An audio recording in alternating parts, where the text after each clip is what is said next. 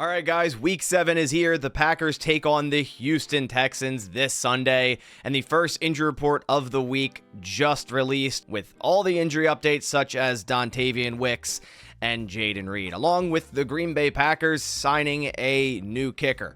We saw the news last night that the Packers have indeed replaced Braden Narvison with Brandon McManus. Now, I'll touch on this first. I'm all for this. If you guys watched my post-game video after last game, it was pretty much over the whole Braden Narvison experiment. You know, he already missed 5 kicks on the year, which was the worst in the NFL. He was just around 70% in terms of a field goal kicker, and it simply wasn't cutting it, and the Packers had to fix this sooner rather than later when down the line it could potentially hurt them when they're getting into the playoffs or in the playoffs. You know, fixing this now is the right thing to do. And Brandon McManus has a pretty lengthy resume in terms of a kicker. You know, he's 33 years old.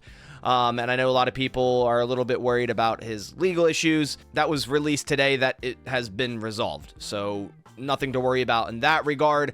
But in terms of Brandon McManus, I think it's a massive upgrade. And I know some people may go and just look at the career percentage and be like, okay, he has around an 81, 82% career percentage. That's the same percentage as Anders Carlson. What's the upgrade here? And here's the main difference. A lot of Brandon McManus's misses are from deep, whereas 40 to 49 yards, he was 85.7% in his career.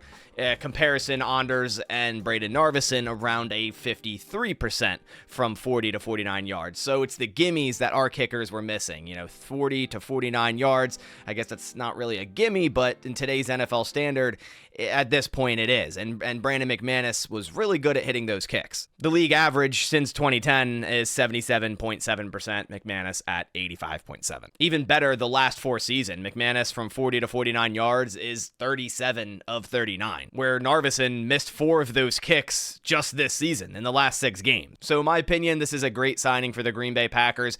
Is it a long-term fix? Probably not. Is it a fix for right now and 2024? I think so. All right, so now diving into the injury report. It is, of course, the first injury report of the week, as it is Wednesday. Bringing up the screen, we see the Packers injury report doesn't look too different from last week's. Jair Alexander at the top, groin injury, limited. He obviously returned to action last week and looked good. Kenny Clark, toe injury. He's been playing through this toe injury. It's been really no effect in terms of his availability. So, again, limited today. He'll be fine to go. Jonathan Ford still remains full participant, but not on the 53-man roster. Still interested to see what the Packers do with him. I believe this is the last week they can potentially activate him to the active roster, so we'll see what they do. Elton Jenkins, they did not participate with his knee. I would assume that's a rest for that knee injury that I think he got a couple weeks ago, so this is nothing new. Kind of just a rest on that knee. I don't know if it's anything that flared back up. I'm not sure, but I would assume it's a rest for Elton Jenkins on that knee. Tucker Kraft, groin injury limited. Josh Myers, neck injury limited. So I was wondering what that injury was. It happened on the Tucker Kraft quarterback sneak play, and I tried watching it back and back. I'm like, what happened to Josh Myers? Because I see him kind of fall over after it, and I'm like, I don't know where he got injured.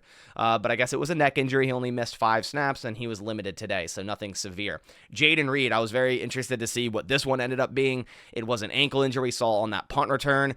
Great to see limited today. I was really worried that this would be something more significant. Now, obviously, he returned into the game, but you never know a couple days after the game, right? And I think this should all but end Jayden Reed at punt return. After getting injured on that one, fumbling the ball, luckily both penalties, voided that play, but it should be Keyshawn Nixon full-time at punt return now. Watson, with his ankle injury, limited again today. Dontavian Wicks as well, so some good news for both wide receivers that were injured in this Arizona game. Matt LaFleur said they dodged a bullet with Dontavian Wicks in terms of his shoulder injury, and he hasn't even missed a day of practice with it, so he was limited today. Colby Wooden is a new addition to the injury report with a knee injury, did not participate. So if this is something with any significance, the Packers could IR Colby Wooden and activate John Ford. That's depending if they think this is a 4-week injury for Colby Wooden, or even if it's, say, a 3-week injury, they could still do that. Then Devontae Wyatt still has yet to return to practice with his ankle injury, did not participate, although some beat writers saw him on the sideline at least exercising and on the bike as well. Taking a look at the Houston Texans injury report, a lot worse than ours with a lot of did not participates. Azeez Al-Shaair, they're one of their better linebackers, probably their best linebacker, exited last game with a knee injury. He hasn't begun practicing yet. Fatukasi, their defensive tackle, hope I'm not butchering that name, shoulder injury, did not participate. Kamari Lassiter, shoulder injury, did not participate. Joe Mixon and Del'Shawn Phillips were both limited today. Henry Tuoto, hope I'm pronouncing that one as well. Another one of their linebackers that's been great this year, had a concussion in last game. He did not participate yet, so didn't clear concussion protocol yet. Laramie Tunsil left last game with an ankle injury, but he was limited today, so that's something to monitor as the week goes on. Jimmy Ward, groin injury, did not participate, and wide receiver Robert Woods, foot injury, did not participate. So that's the first initial injury report for the Green Bay Packers here in Week 7 versus the Houston Texans. Of course, we'll get a little bit more info tomorrow, and then the final injury report on Friday with all the game designations.